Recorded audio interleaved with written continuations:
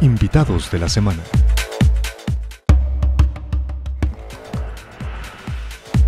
Sí, Mauricio, ¿cómo has estado? Muchísimas gracias por aceptar nuestra invitación. Primero que todo, cuéntanos un poco, hablando, no sé qué tan paralelo, qué paralelo podemos hacer con esta profesión en Colombia o en Latinoamérica en general.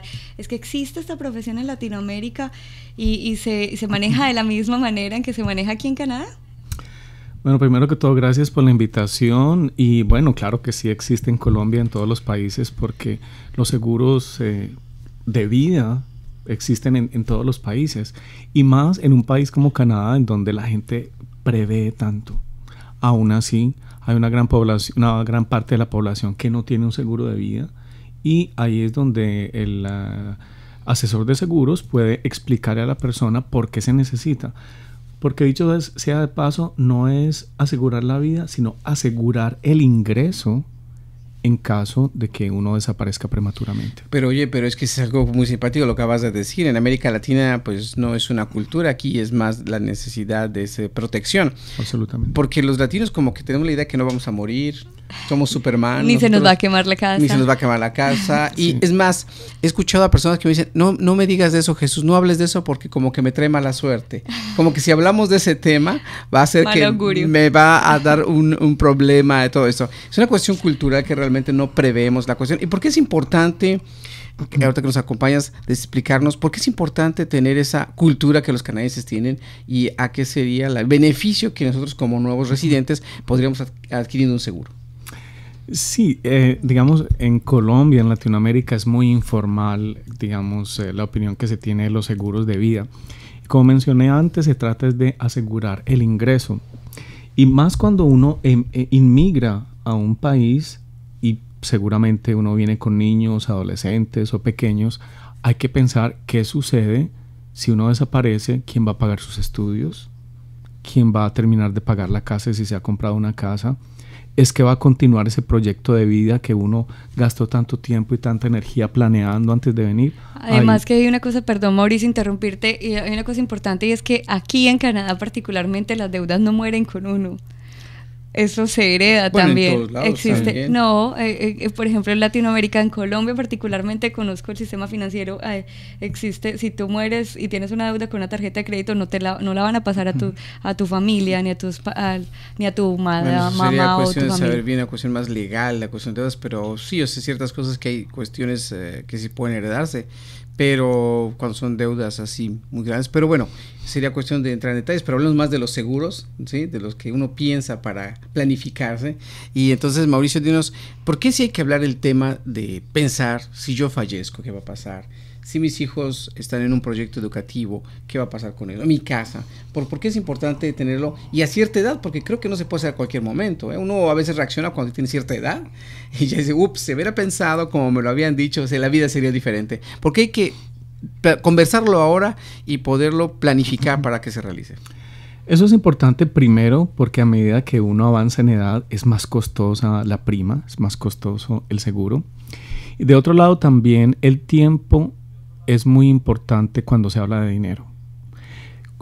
Es importante anotar que cuando una persona adquiere un seguro de vida no solamente es para asegurar el ingreso, sino que también hay una porción de inversión.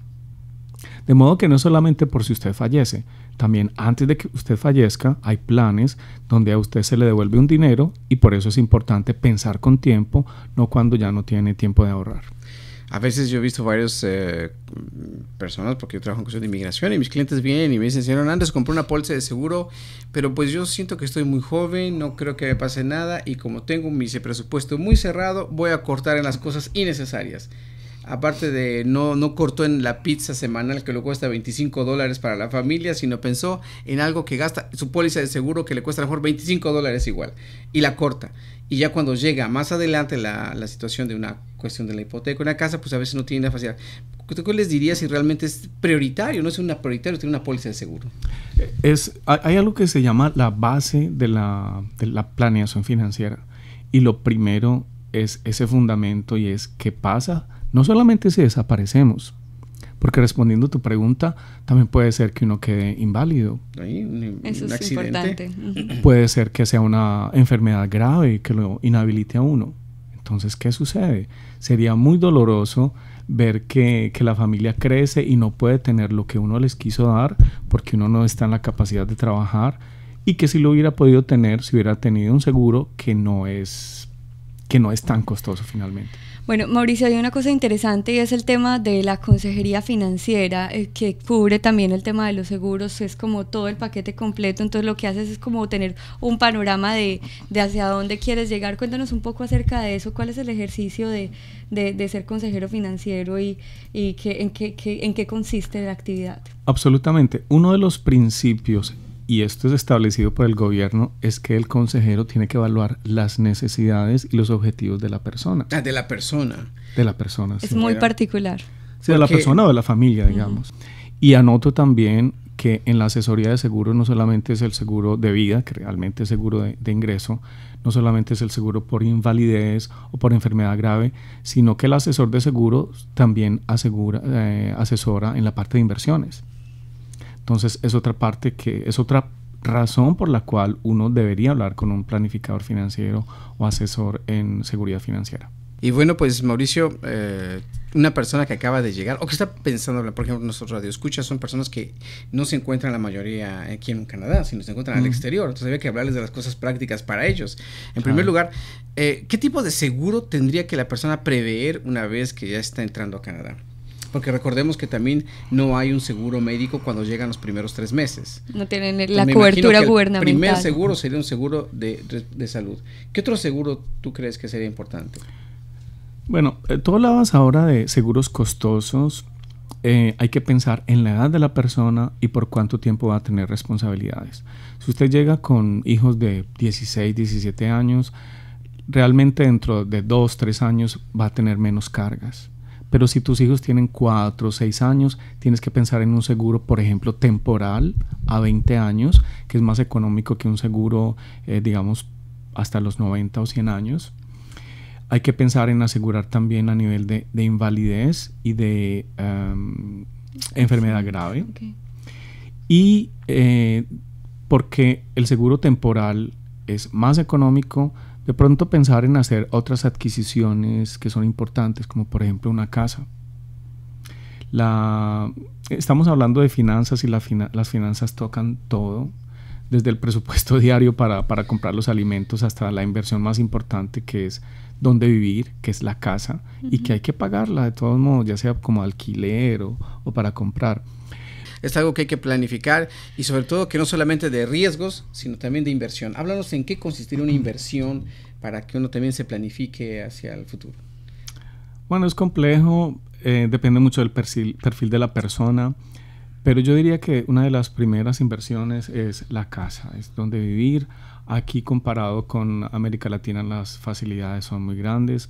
He hablado con alguien hace poco que él en Colombia como profesional se demoró 10 años para llegar al nivel de poder adquirir una casa. 10 años en donde tiene su contexto, su red de amigos. Exacto. Y su zona de confort, su zona de acción, sin ningún problema. Como pez en el agua, pero aquí se demoró 3 años solamente.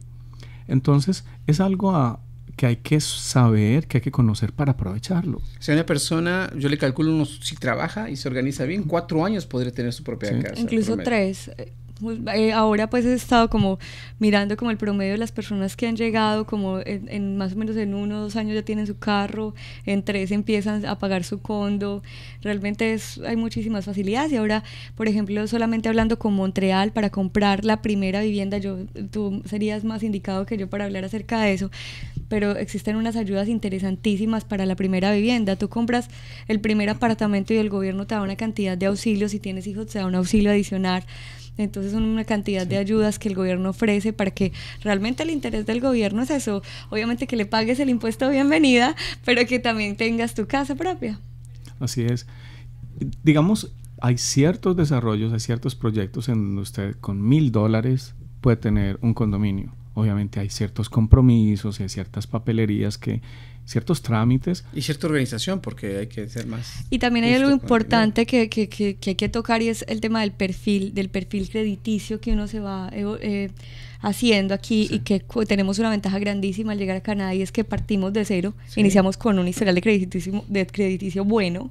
Y entonces simplemente me decía un amigo cuando yo llegué, y me decía, oye Jesús, pues llegó ya hace unos añitos en mi juventud, ¿no? Hace 15 años que llegué, y me decía, Jesús, tú acabas de llegar, no tienes empleo, no tengo mucho empleo, estoy buscando un trabajito. Oye, ¿cuánta deuda tienes? Le digo, deuda, pues no tengo, más que mi tarjeta de crédito, $300 por ahí que debo. Me dice, ¿estás rico? Y yo, ¿rico yo? Sí, porque yo a mis 40 años de edad tengo ya una deuda de una hipoteca, que no tengo empleo, que la perdí, que me endeudé con otras cosas, tengo una deuda como $100,000. Sí, y en el fondo es algo que es real. O sea, uno acaba de llegar y dice, parto de cero, de menos cero. No, realmente no partes, financieramente no partes de cero. Al contrario, estás ya con un capital. Todas las ventajas. Con una ventaja que tú llegas, si, obvio, cuidas bien tu crédito, porque eres una persona madura, no como los jovencitos que a veces despilfarramos todo. Y con ello va a poder tener la posibilidad de tener un pie seguro hacia entrar hacia el sistema crediticio acá, porque no va a tener puntos menos y puede tener fácilmente una cuestión de crédito. Claro. Sí, como decimos, es mejor no tener crédito a tener un mal crédito. Sobre todo aquí, que el crédito es tan fácil. Sí, es cierto. Buena frase.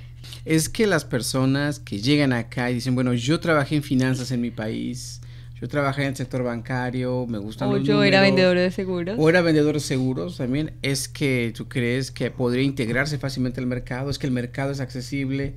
La mayoría, pues como instinto, piensan vender seguros solo a los latinos, ¿verdad? Pero pues es que realmente hay una oportunidad en ese sector. Absolutamente. Las compañías de seguros siempre están buscando personas que hablan otro idioma, ya sea chino o portugués, pero en Montreal, donde hay una población de habla hispana tan grande, la persona tiene posibilidades, pero eso sí, los exámenes son en francés, los libros son en francés, y hay que aprender el francés para integrarse. Y el inglés, si usted quiere tener más posibilidades. Un mercado mayor. Pero entonces sí, vale la pena, pero yo le aconsejaría que busque un mercado además del mercado latino.